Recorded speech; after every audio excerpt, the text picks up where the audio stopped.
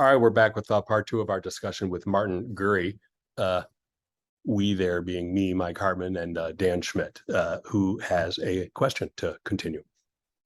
Well, our conversation, Martin, or your conversation with us with respect to sort of transparency and putting things out, that let's get some evidence, let's have the public weigh in with their opinions, since we're in a free democratic state. But what I'm still sort of interested in is, and looking sort of what the role of foundations might be. You mentioned courage. I'm just wondering, thinking now back a few centuries to the French Revolution, for example, there came a point in late 1793 and early 1794 where people had obviously had enough in terms of the mistreatment of individuals and institutions, thinking of the royalty, the church, so forth, and something happened.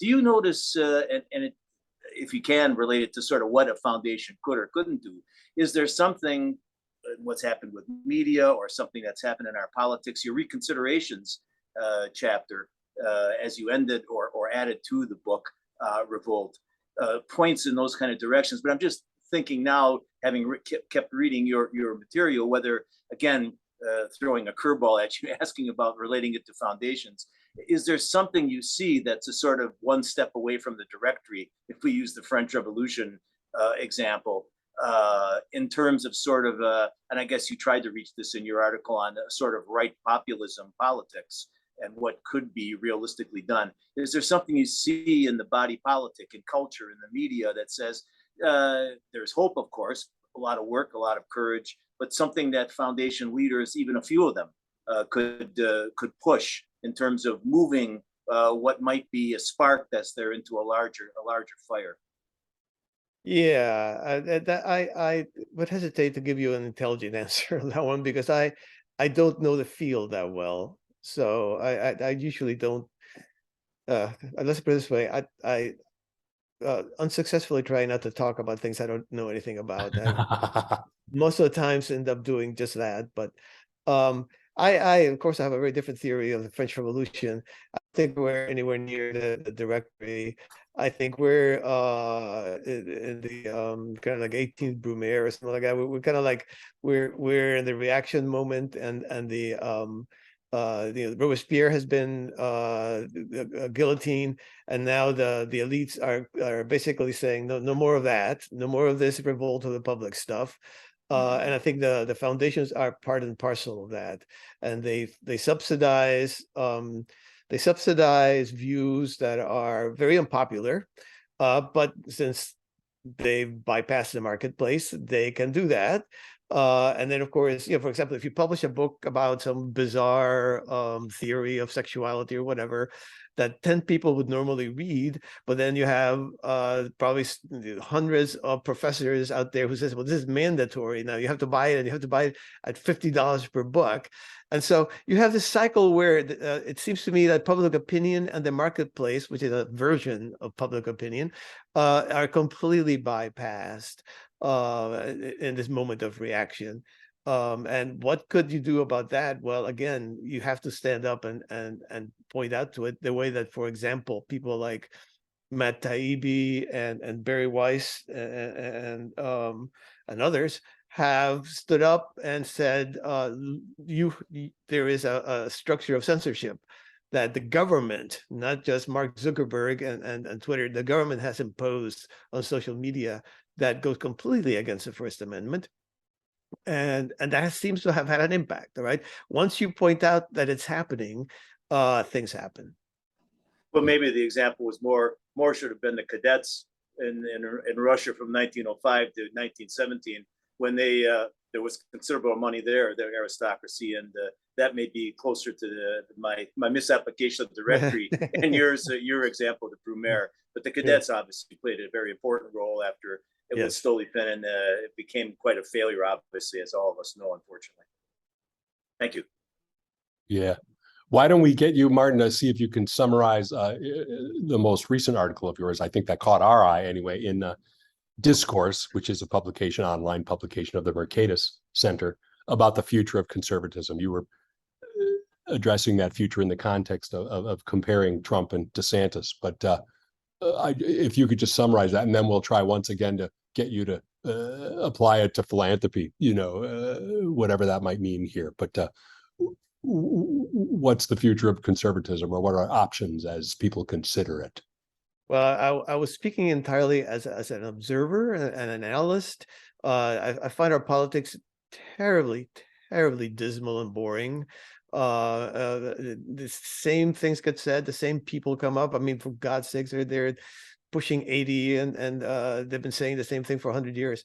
And suddenly I noticed from the outside, and again, I don't consider myself a conservative, and I would not presume to tell conservatives what their future is going to be. But you have this contest for the Republican nomination between Ron DeSantis and Donald Trump. And I cannot imagine two more dissimilar people in every aspect of not only politics, but personality, right? They're just different temperaments, they're different backgrounds, they're different careers. And I think it's going to be interesting. I'm hoping it's going to, I didn't say it was 100% going to be interesting, but I think it has the potential to be a very fascinating slugfest between these two heavyweights. And, no one has to explain why Donald Trump is a heavyweight, but if you look at DeSantis's record, he has done in Florida what very few politicians have done today, which is turned it in a completely different direction that it started out, and commanded simply by winning votes, not through any other kind of legal maneuver or anything like that. So if you take Trump, who is essentially a rhetorical populist. I mean, this is about populism. Both are populists. And the reason they're populists is because really clearly what they're against. Okay? But you have a really vague idea, maybe none at all, of what they stand for. Okay. And Trump is a rhetorical populist. He stands outside the system yelling at it all the time, screaming. DeSantis is an insider in the sense that he is successfully, at dealing with policy, at dealing with the levers of power. So he wants to change things from within. He wants to actually impose political change by passing laws, by, for example, getting rid of critical race theory in the schools in Florida, picking fights with Disney. So the two of them approach populism for very different ends, and I think it should make for a very interesting fight. So on the taking on of Disney in the way that he did, Governor DeSantis, you described that potential future of conservatism as having a willingness to, quote, unleash government in what might be described as a cultural trust-busting exercise. And we talked about the monopolistic aspect of elite institutions before, and philanthropy's role in it. So DeSantis, as part of that, rhetorically and in policy, I mean, there were laws they passed, took on Disney. So from our philanthropically focused vision, again, maybe pushing you here where you don't want to go, well, why wouldn't a hypothetical, theoretical, either President DeSantis or DeSantis-like populist take on the Ford Foundation or Gates with, rhetorically, of course, they have to, they're the but with law. He would, and he has. Yeah. These corporations that demanded all kinds of identity and climate change. I forget what the initials are. They seem to change around some, but DEI or something like that.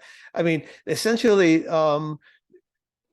lending corporations that financial corporations that demanded from again, it's money talking politics, right? Demanded that if you want my money, you have to embrace my politics, and he has taken that on. It's very interesting to see that conservative Republican populism today fights corporations. The Republicans used to be the party of the corporations, right?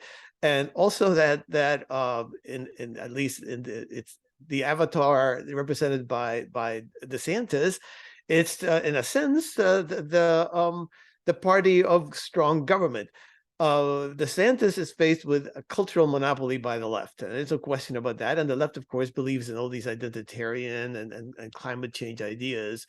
And it's not that the Republicans or the conservatives are silenced; it's that they live in a little information ghetto. It's very fascinating if you deal with media to see they have this little ghetto, so that The left talks to everybody. The right talks only to itself. So the challenge for any Republican, if you want to broaden your base, is how do you break out of the ghetto, right? It's very fascinating to see DeSantis is that one of the ways I'm going to do it is I'm going to use the power of government to break up this monopoly. It is basically a cultural trust busting exercise. It's exactly what it is. Whether it can succeed or not, I think in Florida has succeeded in a certain way, but how far you can push that, I'm not sure.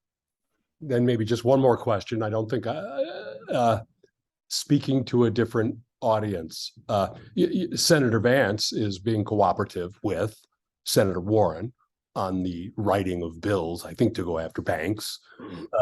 Could something perhaps happen in the hypothetical context of going after, I don't know, endowments of big foundations or something?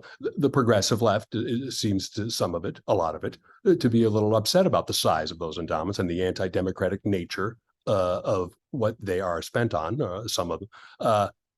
Potential alliances there between populist right and progressive left in terms of, going after, I don't know, endowments or big philanthropy? And hypothetically, yes. I think in this political and fractured human environment, it seems highly unlikely. Yeah. Highly unlikely. The thing about the corporations is, as I said before, they were supposed to do good. Now, way back in John D. Rockefeller's time, everybody knew what that meant.